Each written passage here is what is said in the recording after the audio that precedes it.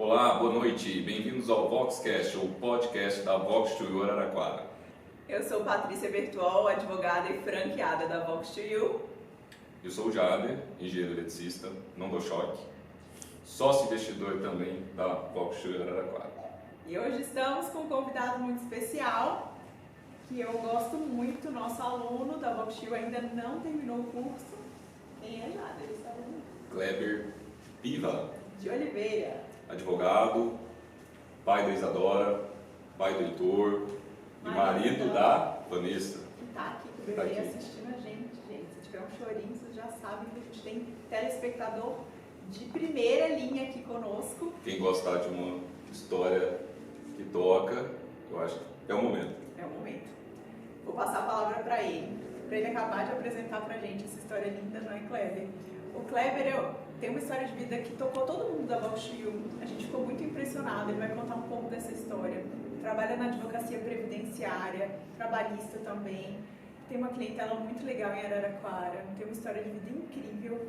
E ele me fez chorar de ontem para hoje, porque eu pedi para ele só para me dar uma breve apresentação, para eu poder apresentar ele aqui no podcast. E ele me escreveu um texto tão lindo, que eu não vou dar spoiler, que eu vou deixar para ele contar. Conta pra gente, Kleber, um pouquinho de você. Só um minuto. Um brinde Um brinde. ao Kleber, ao Vox2U, ao Na Fazenda, onde estamos. Está nos recebendo aqui super bem, restaurante Na Fazenda, tudo preparado pra gente. A minha história aconteceu que eu nasci com lábio leporino. Lábio leporino é uma patologia que atinge o bulbo maxilo. Ela atingiu a fenda palatina, atingiu essa região minha da face, atingiu o céu da boca e a campainha. Eu fiz 2 cirurgias para começar a falar. Eu fiz uma com 1 ano e meio e uma outra com 2 anos e meio. Após esse período, eu comecei a falar algumas palavras, mamãe, com muita dificuldade. Depois passei em torno de 5 anos com fonoaudiólogo, para falar, para me desenvolver. Eu lembro até hoje de estar com a fono, falar pá, pé, pi. Deve ter sido uma experiência que causa muitas emoções para você, né, Kleber? Hoje, você entra no mundo que tudo é oral, tudo é palavra, você fala no WhatsApp, você fala na mídia, tudo. Imagina uma criança que cresce sem conseguir se expressar direito. Comunicação é tudo. Desde a primeira infância, a gente começa muito cedo, às vezes com 1 aninho, você começou depois dos 2, 3 aninhos a se comunicar, com a fala. Isso, em torno dos 3 anos. Uma prisão. Isso. Eu lembro, desde a escola, essa dificuldade, fala, o que você quer? Você entrou na escola com que idade? 5, 6? Acho que foi com 6 ou 7 6 ou anos. 7 anos. Na época era um É pouco um mais tarde. nessa época. Fala o que você quer e eu não conseguia falar. Fala como que eu falo. Falava com dificuldade, né? E aí já tinha um problema na escola com os amiguinhos desde cedo. Porque as pessoas não conseguiam entender o que eu falava. Tinha um problema respiratório e todos esses problemas envolvendo a fala. Então, toda vez que eu ia falar, tinha uma voz anasalada, marcada, uma voz fã. Então, ia falar, por exemplo, pato, você não conseguia falar. Porque vem o não, o nasal. Quem vê você falando hoje não imagina nada disso. Você contando essa história é difícil até imaginar. Você falando assim, pensa, difícil imaginar. Foram 30 anos de tratamento e mais de 10 cirurgias. Nossa. Só no nariz foram 3. Contando cirurgias e microcirurgias, eu fiz em torno de 18 cirurgias. 18 cirurgias. E como que é isso para um garoto que está ali desenvolvendo a sua autoestima, a sua conexão com os colegas? Como que era isso na vida prática? É uma das piores coisas possíveis, porque você começa a se sentir inferiorizado às outras pessoas. Na escola, as pessoas, você ia falar, tira o estojo da boca, fala direito. Então a pessoa consegue fazer piadas pejorativas a todo momento e te associa a piores personagem de desenhos, Pato Donald, e aí vai, né? Então, você cresce se sentindo com a síndrome do patinho feio, né? Se sentindo o pior ser da Terra, né? Porque todo mundo é melhor que você. Isso na adolescência você me contou um pouco no texto, que isso te gerou uma necessidade de autodefesa, de você se defender desses bullying, dessas situações, e isso te trouxe uma conexão com o esporte, não foi? Desde pequeno, o que aconteceu? Como as pessoas me ofendiam muito, e muitas vezes não era só ofensa verbal, era ofensa física mesmo. Então, de tanto cansar de apanhar, eu comecei a lutar, comecei a fazer karatê, aí depois do karatê eu passei para Kung Fu, fui muitos anos Kung Fu, fazia natação, pela necessidade de eu aprender a me defender, porque as pessoas me ofendiam muito. E meu pai viu que eu precisava saber ter postura, me defender e não apanhar. Muita atenção, que é até uma coisa que eu nunca compartilhei em nenhum podcast, acho que a maioria das pessoas não sabe, eu tenho um irmão deficiente. E o meu irmão tinha muito problema de fala, ele foi falar após os 7 anos. E eu senti a necessidade, na minha adolescência, de ir para o esporte também, no meu caso era taekwondo, fui atleta de taekwondo há muitos anos, para defender o meu irmão do bullying. Porque a comunicação, ela gera isso. Quando você sabe se expressar, você consegue resolver conflitos com a argumentação. Você consegue conversar, se o coleguinha te xingou, você xinga de volta, fica por ali. Quando você não se comunica, você gera uma agressividade. Você uma panela de pressão interna. Uma panela de pressão. Você sentiu essa agressividade maior? Não, isso daí tinha vezes que aquilo vinha de dentro, porque eu tive uma irmã que tinha deficiência mental e cheguei a perder um irmão afogado. Então, as pessoas, além de me ofender, ofendiam minha família, ofendiam minha irmã, e da pior forma possível. E aquele chegava, eu lembro, vinha de dentro, chegava ao ponto que explodia, eu ia pra cima, entendeu? Você não tinha oportunidade de não conseguia expressar nada e aquilo vai crescendo de uma forma que te prejudica. Aí a válvula de escape era isso. E a gente vinha de escola pública, e na época até brinco, que era assim, no mundo normal, quando dois não querem, um não briga. Quer dizer, quando um não quer, os dois não brigam. Lá onde eu estudava era, quando um não quer, espancamento.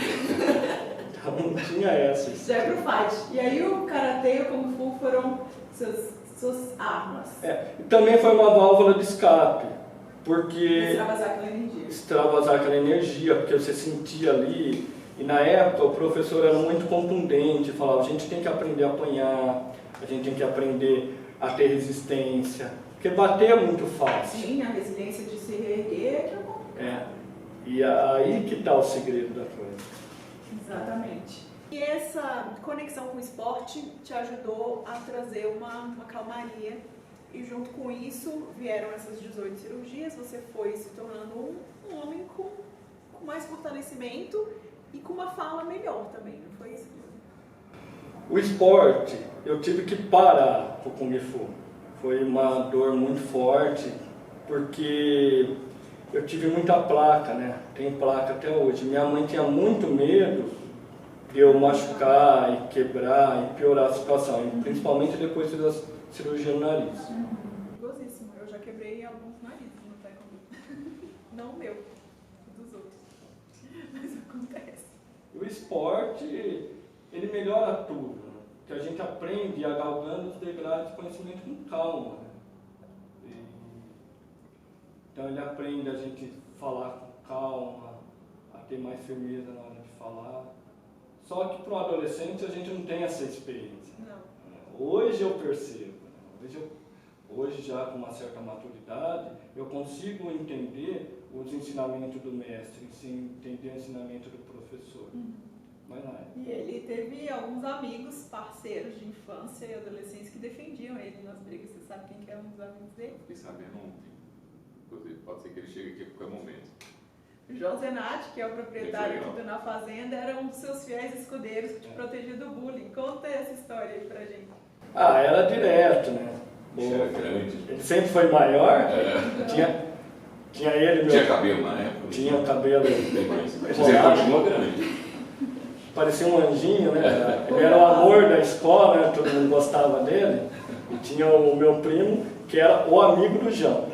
E eu era o amigo do João. E o João, por várias vezes, ele se doía com a história, né? Então, quando eu arrumava briga, ele vinha pra cima, ele não deixava. Ele foi um coração gigante. Um coração gigante. Ele fazia o papel do meu irmão mais velho. Olha só. Ele sempre foi assim. Até hoje ele é assim, né? O coração dele continua gigante do mesmo jeito. De vez em quando te liga, te dá umas broncas. Do nada, às vezes ele me liga e como você tá, e desembresta a falar, me dá bronca. Pessoa maravilhosa, amo ele. Legal. A gente também gosta demais. E me conta, eu fiquei até pensando, falei disso com o Jade, como que uma pessoa que tem essa questão com a fala, como um calcanhar de Aquiles na sua vida, escolhe uma profissão como a profissão jurídica? A gente está aqui hoje, até nesse cenário, com as balanças, estamos aqui desde o analógico até o digital, com as balanças do direito que simbolizam essa profissão que é a minha, que é a sua, trazendo o bem e o mal, o certo e o errado, a culpa e a punição. É um símbolo muito forte para a gente, tem todos os convites de formatura do direito, nos escritórios de advocacia. E como que, Kleber, você escolheu uma profissão que depende tanto da oralidade, que depende tanto da comunicação, desde uma conexão com o cliente até a persuasão e a influência, até um convencimento no tribunal? Tinha que ser que o Kleber Davi, de Davi e Golias, gosta de um desafio. Eu sou assim, exagero. O direito, ele surgiu na minha vida com uma necessidade de suprir uma lacuna muito forte. Essa falta da proteção com a pessoa com deficiência. Então, para mim, eu queria fazer o direito para entender a pessoa com deficiência. Tanto que hoje eu estou no mestrado fazendo um trabalho sobre pessoas com deficiência. Olha só, conta desse mestrado para a gente. O mestrado, hoje eu estou trabalhando com doença renal, é uma parceria entre a UFSCar e a Unesp de Franca. E a gente está desenvolvendo um trabalho sobre doença renal e pessoas com deficiência, fazendo essa interação. Nossa, que bonito, hein? Que interessante. Totalmente ligado com a saúde, com a questão da deficiência. Você tem uma causa que te motiva. Exato. Até a professora perguntou, por que isso? Da onde você surgiu isso? Eu falei do meu reflexo. Então eu olhei nisso, eu consegui enxergar o meu reflexo de vida. Nossa, ele não conta história, por isso que ela perguntou, porque ela não imagina nada da sua história. Essa história toda, claro que não. Te motiva. Então, quando a gente trabalha com a pessoa com deficiência, a gente está buscando dentro da sociedade uma realização pessoal, uma realização de uma sociedade melhor, mais justa. E o direito foi isso para mim, essa busca por algo mais justo. E como que foi no direito? Eu fui professora universitária há muito tempo. Como que foi isso de ter que apresentar trabalho lá na frente, de fazer prática criminal, que tem que ir lá e de repente fazer uma simulação de júri, uma simulação de audiência, apresentar o TCC? Como que foi essa verbalização do direito? A faculdade de Direito foi uma situação muito complicada para mim, porque foi uma época também que meu pai estava muito doente, estava com câncer, já estava na fase terminal. Então foi uma fase que eu perdi muita voz, e isso, depois do falecimento da minha mãe, essa situação piorou. Mas na faculdade, era bastante aluno, eu estudava à noite, que tinha que trabalhar o dia inteiro. Então, poucas vezes você trabalhava. Fazia trabalho, essas coisas. Mais escritos. Teve a questão de eu mandar uma pergunta para o professor em papel e levantar. Se quiser me perguntar, que pergunte verbalmente. Isso, na época, para mim foi um choque. Mas o grande problema meu eu tive quando eu iniciei o mestrado. Porque na prova do mestrado, eu tive a certeza de que eu não sabia falar. Mas antes do mestrado, eu quero contar duas situações. Foi quando isso? Que ano? Só para linha do tempo. Foi em 2000. 2020, perdão. 2020. Recente. Foi o start para ele vir para lá. Exatamente. O que aconteceu? Eu fui defender um júri de verdade. Você foi estagiário do MP São Paulo, né? Então, por causa da questão da deficiência. Porque o MP, ele que defende os interesses da sociedade. Então, era a instituição que era a menina dos meus olhos, né? Que eu olhava aquilo lá e falava, é uma instituição que defende o deficiente. Eu fui estagiário do MP também, MP de Minas. E é dali que veio toda a minha paixão pelo direito penal, que é onde eu milito. Porque é ali que a gente se conecta com a sociedade. O MP é algo fantástico. Então, só para trazer essa história, são quantas cirurgias? Foram em torno de 18 cirurgias. 18 cirurgias. E aí, Aí vai fazer um júri e entra na universidade, na faculdade de Direito, foi o primeiro baque. Ninguém imaginava essa história. E ele segue. Então, só para quem está pegando agora, são o gancho. uma história aí longa, 2 décadas, não sei, 18 cirurgias. Só ele sabe o que é isso. Na face. E achou que está aqui falando com a gente. Que está aqui falando, então é importante a gente dar essas relembradas para a turma. E aí, continua.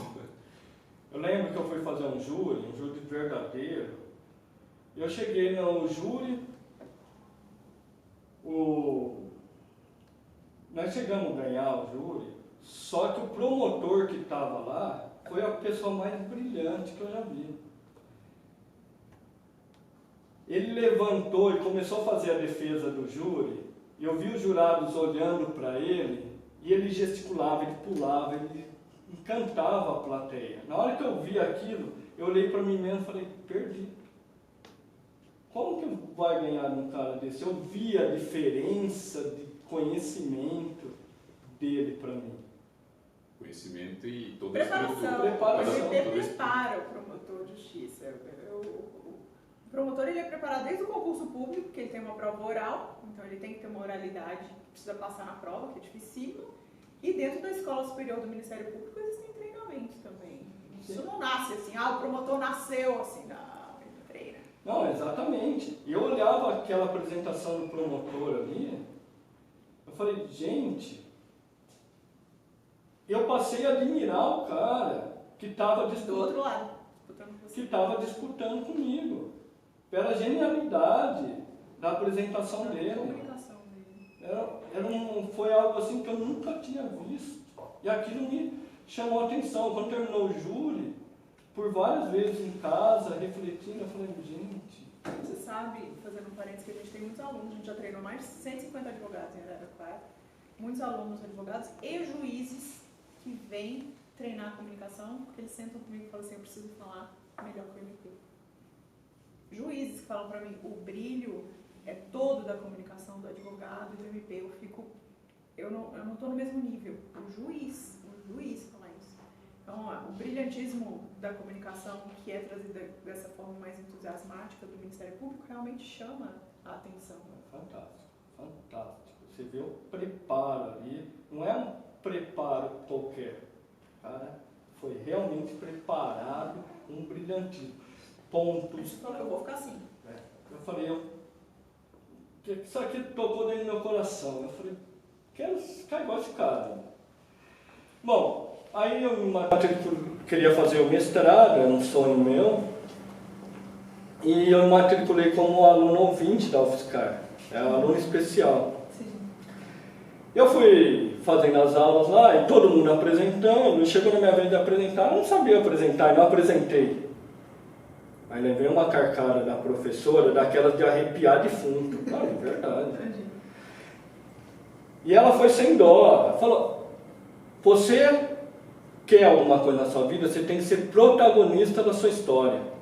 Isso que você está fazendo é uma vergonha. Porque você não sabe falar, você não sabe conversar, você não sabe apresentar. E eu não vou deixar você ter o título de mestrado da nossa universidade. Eu não quero falar o curso. Sim. E aquilo me magoou muito. Cheguei a chorar na frente de todo mundo. Aí eu me matriculei na prova do mestrado, passei nas etapas e fui pro oral. Chegou no oral, eu fui apresentar para minha mulher, já tinha feito esse processo, de novo, eu percebi que eu não sabia falar. E ela contratou uma pessoa, e acho que algumas aulas de 1 hora, pela internet, videoconferência, ele me deu uns pontos, eu fiz exatamente a cartilha e passei. Aí vai a apresentação aqui, eu já estava mais esperto com a situação. E um dia eu peguei essa mesma professora.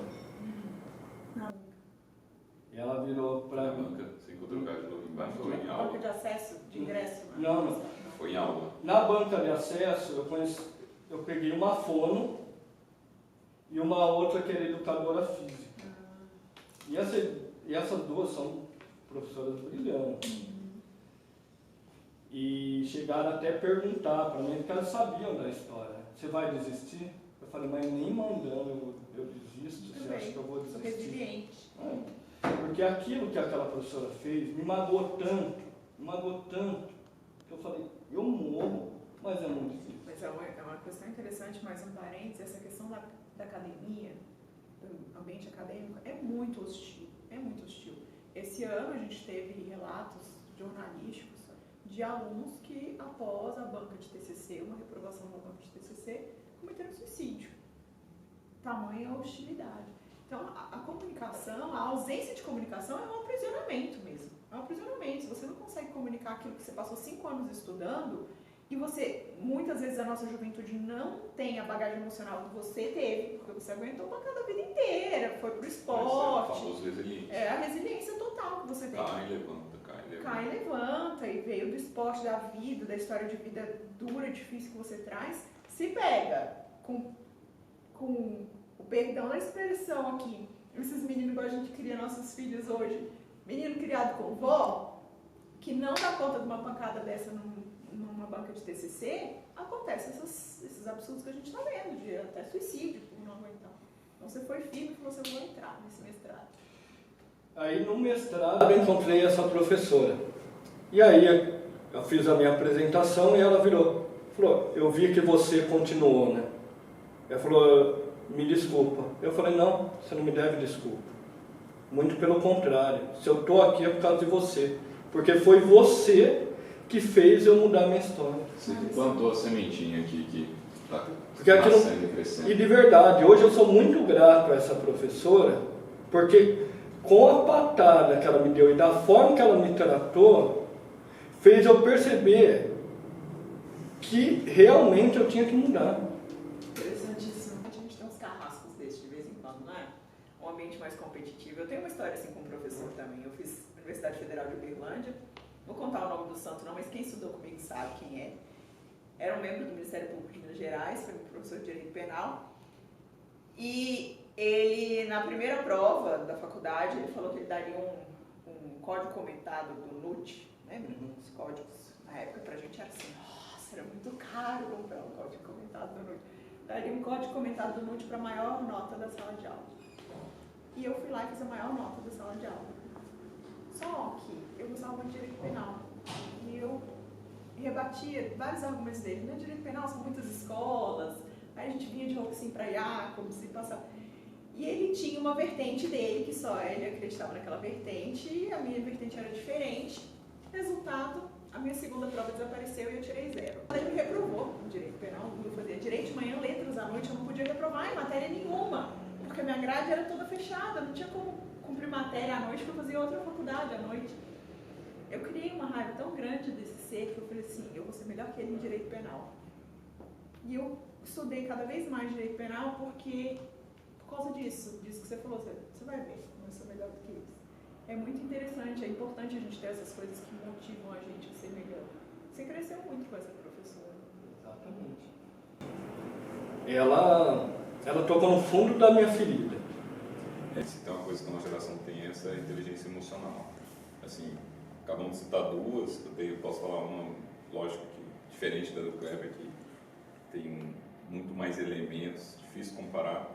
Mas quando eu cheguei da SPSEX, que é a Escola Preparatória de Cadetes do Exército, estava chegando na minha cidade, em Araguari, E meu pai olhou pra mim e eu falei pra ele, pai, eu não vou mais continuar. E o sonho dele é que eu seguisse carreira. Imagina, ele foi na época o único jovem de Minas Gerais a passar para a SPSEX. Só que ele tinha passado um monte de faculdade, porque era nerd, aí depois escolhido. Aí ele simplesmente falou pra mim, eu lembro de jogar o pastel no chão. Pai, eu desculpo, vambora. Você vai dar em merda nenhuma nesse engenharia. E a SpaceX é sonho. E aí eu lembrei, e é sonho, e aí eu lembrei disso aí que você falou. Foi por causa disso, eu falei, então deixa eu guardar essa pra mim. Vamos ver se eu não vou dar em nada Vamos com ver. essa engenharia. Foi importantíssimo. Agora eu não sei a capacidade dessa geração, né, das pessoas, que você varia de... Acabamos de ter um exemplo aqui maravilhoso. Você guardou e ainda agradeceu, né? Converteu isso a seu favor, mas nem todos. Eu agradeço e agradeço ela com todo carinho. Nem sempre tem essa história linda, é isso que eu quero dizer também. Nem sempre isso aí tem um final feliz. Porque quando ela me mandou quando ela fez isso na frente da sala de aula, e depois terminou a aula, eu mandei um e-mail para ela, escrevi assim: eu vou te dar muito orgulho. Aí na outra aula ela arregaçou mais ainda, né? Dá orgulho, não sei o quê. Mas aí ela Passou. E como que depois disso tudo, aí você percebeu que você queria melhorar a comunicação, provavelmente algum santo iluminado da Não, eu tinha que agradecer ela também, A né? gente tem que agradecer. Não Tem pode que falar agradecer mal, ela. mas obrigada por ter Por ter mexido na dor do Kleber. Como que você foi parar na Voxil? Você participou de um workshop, alguém te ligou, alguém te indicou, um amigo, como que foi? foram duas situações.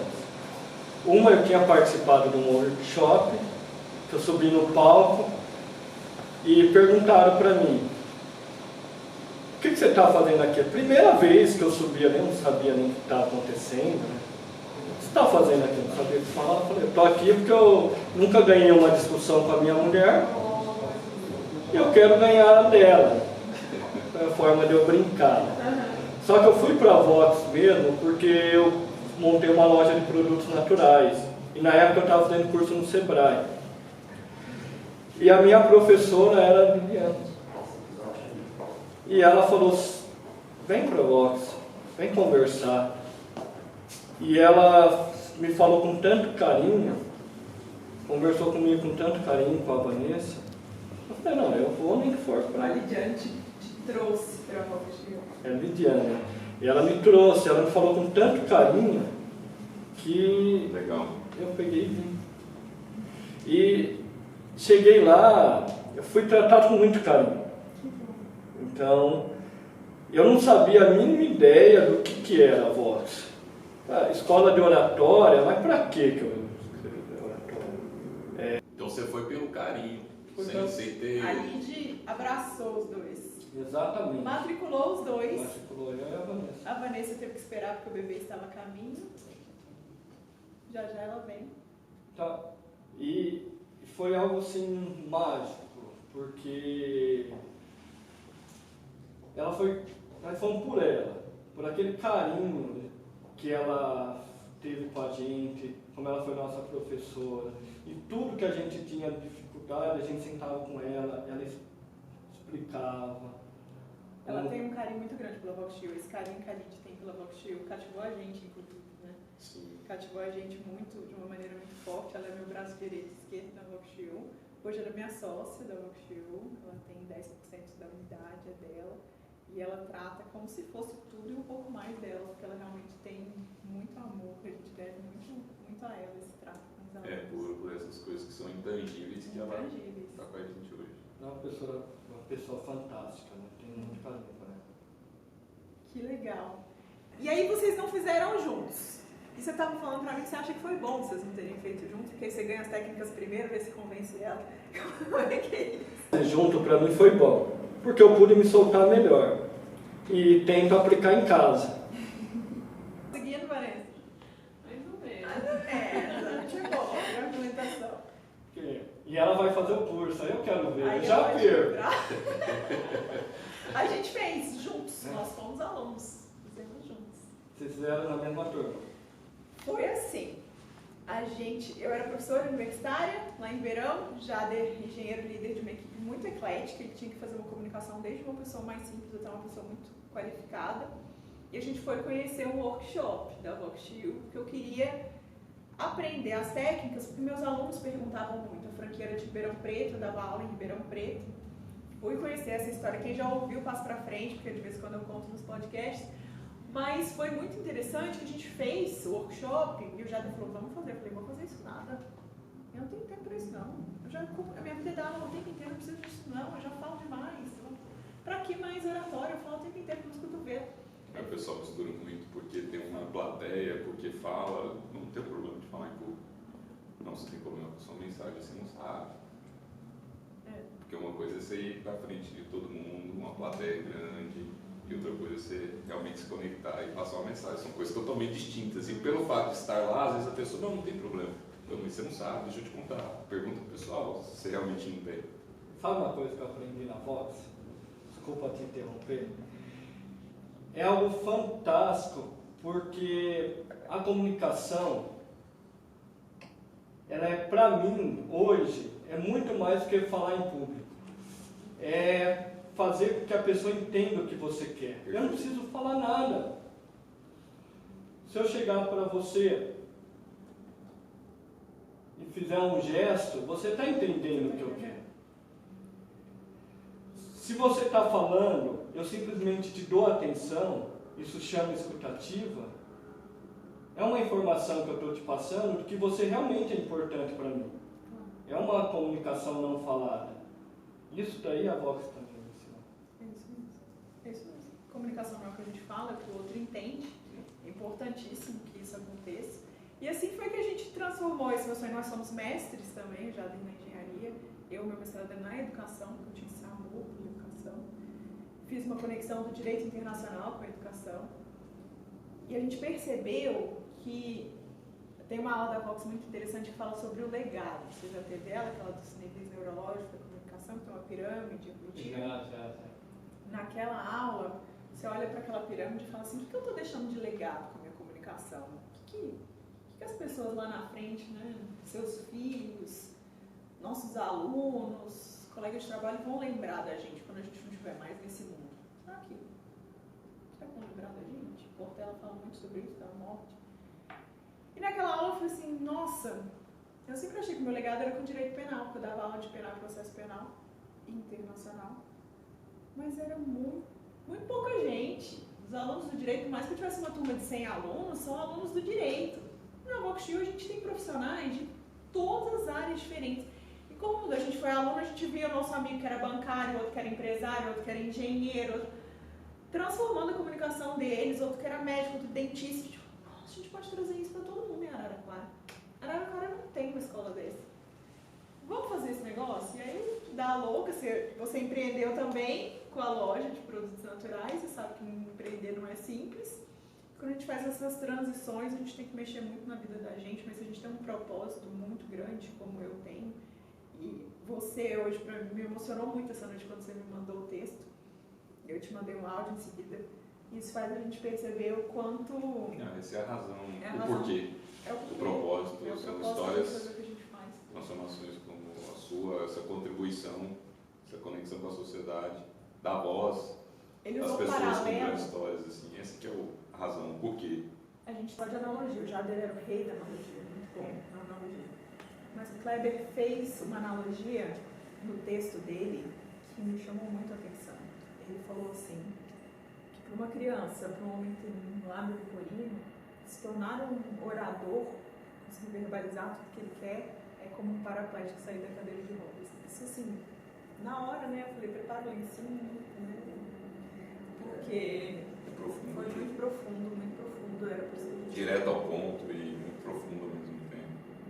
E como é que foi isso? É legal também saber um pouquinho na perspectiva do lado profissional também. Como que isso transformou isso na sua vida profissional? Olha, para eu te contar sobre a minha vida profissional... Escutou do João te protegendo lá atrás, dos desafios lá da adolescência, comecei da faculdade, e agora com esses elementos e com essa nova perspectiva aqui que você conta. Mudou tudo, mudou rápido e de uma forma profunda. Eu tive mais confiança para conseguir trabalhar. E não só isso, dentro do direito eu fazia peças longas, hoje ela é precisa, concisa. rápido. Até na escrita mudou. Na escrita, na forma de eu entender o meu cliente e o que ele quer passar. Porque mudou dentro de mim alguma chave e eu consigo hoje passar. Então hoje você tem audiências orais, então é tudo, eu quero isso, ponto. Não tem que Você fez explicar. eu lembrar do Você Tem um Minuto. Passava, lembra? Tudo era essa perspectiva de trabalhar a mente de raciocínio rápido, começo, meio e fim, 1 minuto. Você trouxe isso para Você trouxe para sua vida. Para tudo, para a loja, para a minha vida com a minha mulher, com meus filhos. Então, posso contar um pouco do que aconteceu Claro, comigo com a a Vox? mesa é sua, a gente está A gente está aqui aqui. para te ouvir. Então, Vou até comigo. o que aconteceu comigo? A Vox, todas as aulas você tem que subir em torno de 2 a 3 vezes no palco. Se você pega os estudos e vê que metade da população tem dificuldade, tem medo de subir. Imagina para mim. Então, quando era desafiado, a professora falava, vai no palco. Aquele período que você sai daqui, da sua cadeira, até chegar no palco, ia passando um flash sobre a minha vida. Chegava lá no palco, olhava as pessoas me olhando. Eu lembro da minha primeira apresentação, um rapaz que do meu lado falou, parece que você está apertando o pão. E ele também com medo. E você olha ali e vê que as pessoas têm o mesmo medo de você e começa a te dar aquela força. Você começa a sentir parte de uma equipe. Todo mundo no mesmo barco, é o que a gente faz. Todo mundo ali, a gente foge um pouquinho daquele ambiente corporativo, algumas vezes um pouco tóxico, escondendo o jogo, e ali todo mundo se joga, e no sentido de querer ver o outro ter sucesso, vibra com o outro ter sucesso. É muito mágico isso, esse momento. Isso vem numa aula depois, mais para frente, que você passa pela aula de crenças limitantes, que é uma aula fantástica, uma aula mágica. E você olha ali o teu amigo, a pessoa que está do teu lado, você começa a ver a história dele, e você vê que são histórias fantásticas. E você começa a admirar ele como teu herói. Não é só aquele cara que está na televisão, a pessoa que está do teu lado. Histórias reais. Histórias reais. Aquilo te comove, você passa a olhar para o seu amigo com uma admiração verdadeira. E a Vox, ela faz isso com você, porque ela incentiva esse trabalho em grupo.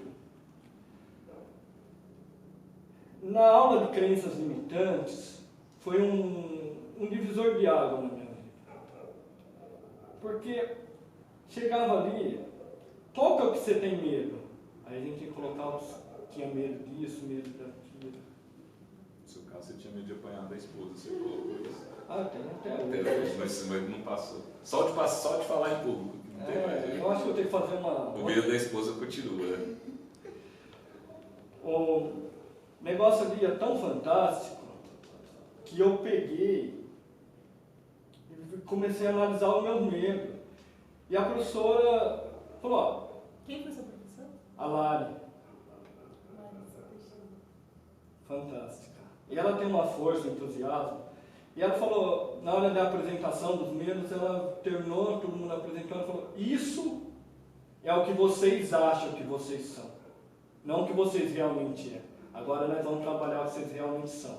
Então nós trabalhamos um ponto fraco ali, os medos, e daí começamos a trabalhar os pontos fortes. E a Vox tem um negócio tão fantástico que ela ensina a gente a enxergar os pontos fortes, enxergar os pontos fracos.